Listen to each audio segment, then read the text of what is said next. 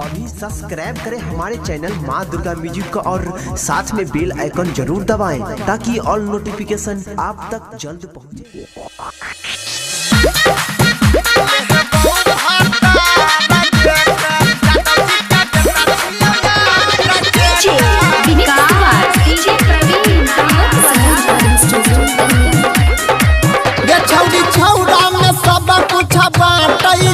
हम मांगे छियो त काहे डांटै छै या ना ये छौड़ी छौड़ा में सब कुछ बांटै छै हम मांगे छियो त काहे डांटै छै किया करै छ तू गई खेला हर जेका यादव जी के बेटा छियो यार जेका लेबो भाता जेका यादव जी के बेटा छियो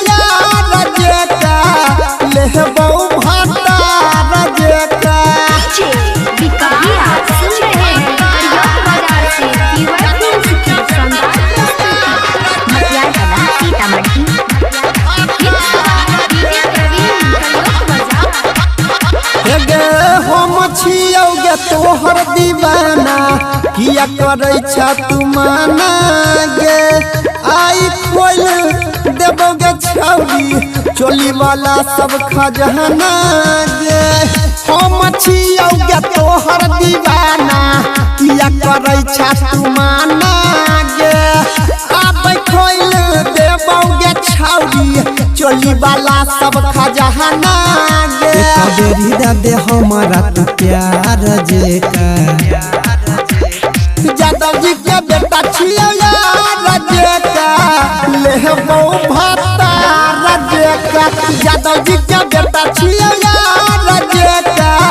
लेबो भाता जेका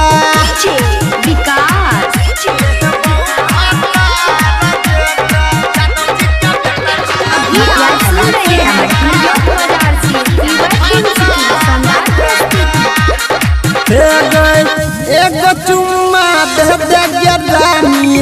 देहबो प्यार के निशानी गए कोन कटतै सुनै तोरा बिन हमर चढ़ल जवानी गए एगो चुम्मा दे गे रानी देबो प्यार के निशानी गए कोन कटतै तोरा बिना सुन हमर चढ़ल जवानी गए नील के दे सुतार जेका पर बिना माछ छौड़ी तोहर यार जेका लेबो भाता जेका या गैया छौड़ी तोहर यार जेका लेबो भाता जेका